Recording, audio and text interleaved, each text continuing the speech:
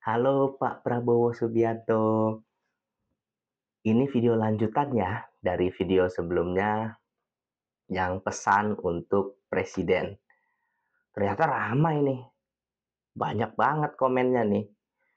Semogalah sampai ke Bapak aspirasinya. Nah, sekarang saya mau buat lanjutannya nih. Saya kasih judul Kekayaan Alam dan Pendidikan. Jadi saya berupaya untuk mencari juga nih solusinya apa kira-kira ya untuk pendidikan kita. Tentu rujukannya saya gunakan dari buku yang Bapak tulis itu, berjudul Paradoks Indonesia dan Solusinya. Dan tentu karena saya sebagai dosen ya, dari interpretasi saya terhadap buku tersebut. Nah, sebelumnya saya perlu klarifikasi dulu nih. Banyak komen-komen nih. Ada juga yang komen, apakah harus menulis atau tidak? Nah, saya perlu jelaskan, Soekarno-Hatta itu berasal dari tradisi literasi yang tinggi, suka menulis. Hatta sebagai wakil presiden, Bung Hatta itu juga menulis. Ini salah satu tulisannya bahkan menulis tentang filsafat, berjudul Alam Pikiran Yunani. Nah, tokoh-tokoh kita yang hebat itu juga menulis. Bahkan anak buah Bapak, Pak Fadlizon juga menulis nih. Saya dapat bukunya nih, The Politics of the May 1998 Riots. Dan ini bahasa Inggris. Berarti kan penting sekali menulis itu. Bukan sesuatu yang harus dipertanyakan. Nah, ini juga wakil presiden kita, B.J. Habibie yang selanjutnya menjadi presiden juga menulis. Detik-detik yang menentukan. Nah, Wapres ini sangat penting. Karena pada saat Pak Soeharto lengser, yang menggantikan B.J. Habibie wakil presiden. Jadi, itu saat krisis. Wakil presiden itu harus siap dalam kondisi genting. Kalau tidak terbiasa menulis, tidak terbiasa memiliki pemikiran yang hebat, akan sulit mengendalikan krisis. Nah, makanya Habibie juga menulis nih saat menghadapi krisis. Ini bukunya.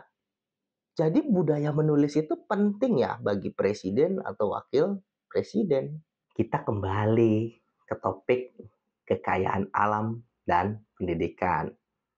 Ya kita juga harus jujur lah, biaya pendidikan itu mahal. Dan kita juga harus akui, anggaran kita terbatas. Nah, di dalam buku Bapak itu sering disebut bahwa kekayaan alam kita bocor. Besar sekali, berapa ribu triliun tuh setiap tahunnya. Bapak juga memberikan solusi lah, bahwa negara ini harus menjadi pelopor, terutama dalam mengelola kekayaan alam. Harus melaksanakan pasal 33. Nah, Bapak juga menyatakan ya, implementernya itu BUMN. Jadi, kekayaan alam kita ini memang berlimpah. Gak bisa kita sanggah itu. Prof. Mahfud MD pernah bilang nih, katanya ini hasil dari penelitian KPK. Nah, luar biasa sekali tuh. Kalau misalnya korupsi tambang ditutup, rakyat Indonesia dapat 20 juta per orang. Nah, ini luar biasa. Kekayaan alam kita luar biasa. Kita seharusnya jadi negara makmur. Gak usah muluk-muluk lah. Setiap orang, setiap warga negara, gak usah muluk-muluk. Dosen aja dulu lah. Jumlah dosen itu paling cuma 0,1% dari seluruh warga Indonesia. Nah, yang jadi pertanyaan gini, loh kenapa tuh kin dosen itu ditunda 5 tahun? Terus gaji dosen sangat parah, 300 ribu. Lah, Ini kan nggak masuk akal. Gimana? Belum kita negara kaya. Gimana kita nggak enek, ya kan? Nah, ya kuncinya ya di kekayaan alam, Pak. Misalnya di tambang itu, Pak Prabowo. Karena udah parah lah, sudah enek lah kita ini rakyat nih. Bolak-balik di-prank dari zaman dulu, terutama untuk guru dan dosen. Ya makanya kita nggak bosan-bosan mengingatkan nih, sesuai dengan buku yang Bapak tulis. Nah, itu kan jelas di dalam buku Bapak ya implementernya BUMN. Ya kalau implementernya BUMN, maka tambang seharusnya diprioritaskan ke BUMN dulu. Kenapa? Karena dengan dikelola oleh BUMN, maka nanti meningkatkan anggaran negara. Nah, anggaran negara ini ya nanti untuk membiayai pendidikan, baik yang dimiliki oleh negara atau yang swasta. Ambil nanti dari anggaran negara itu. Tapi harus diolah dulu kekayaan alamnya oleh BUMN. Ya harus BUMN, jangan swasta. BUMN dulu.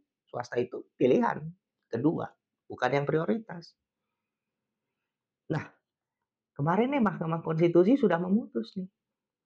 Ternyata arti prioritas itu tidak hanya BUMN. Alasannya instrumen afirmatif.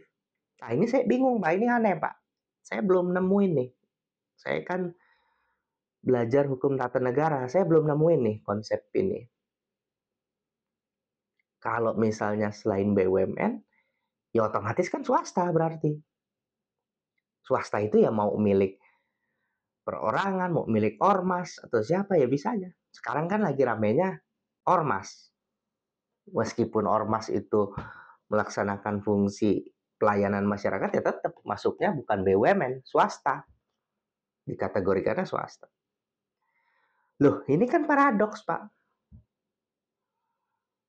Paradoks dalam artian ya sesuai dengan buku Bapak kan harusnya implementernya BUMN.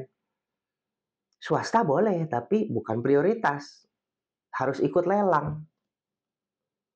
Nah, sekarang ini paradoks, Pak. Yang jadi prioritas justru ormas atau swasta. Loh, BUMN-nya kemana? Kenapa nggak BUMN dulu prioritasnya? Nah, makanya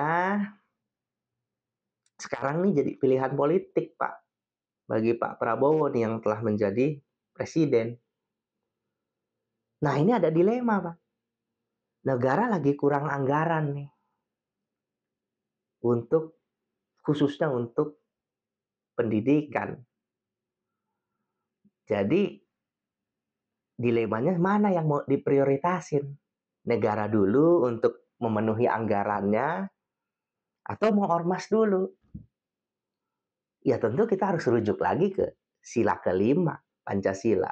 Keadilan sosial bagi seluruh rakyat Indonesia. Nah, jadi ada semacam dilema moral ya Pak. Ya ini kan paradoks itu ya dilema moral, kita bingung nih. Dua-duanya bisa benar, bisa salah. Begini nih, kalau kita prioritaskan ke ormas, maka yang terselamatkan duluan dosen di kampus milik ormas. Nah, kalau kita prioritaskan ke ormas dulu, nanti gimana? Dosen-dosen yang di kampus bukan milik ormas. Kan mereka sama melaksanakan fungsi mencerdaskan kehidupan bangsa. Di sisi lain, yang dosen PNS aja 5 tahun ditunggak tunjangan kinerjanya. Nah, ini kan sudah menjadi kenyataan, menjadi dilema. Nah, pilihannya sekarang ada di Bapak nih. Apakah mau konsisten sesuai dengan buku yang Bapak tulis atau tidak? Karena kalau ormas Ya menurut saya nih ya, akan nurut ke bapak. Karena mau gimana pun juga, wajib patuh kepada ulil amri. Lagi pula kan ada hadis Nabi nih, ada kisah nih, ada seseorang bernama Abiad bin Hamal, itu minta konsesi tambang tuh, tambang garam ya, Al-Milha, ke Nabi. Diberikanlah konsesi itu. Tapi ada seseorang bilang, wah, tambang garam itu hajat hidup orang banyak lah, atau al-ma'a al-id, bagai air yang mengalir terus menerus. Lalu Nabi hendak membatalkannya. Dan Abiad bin Hamal pun bersedia dengan menyedekahkannya. Dikembalikan konsesinya ke Nabi. Nah, itu kan teladan, Pak. Dalam artian, ya pasti ormas ikutlah teladan Nabi. Sepanjang Bapak nih beri keputusan, harus bagaimana. Kalau saran saya nih, negara lagi sulit begini, tarik dululah ke BUMN supaya negara punya anggaran.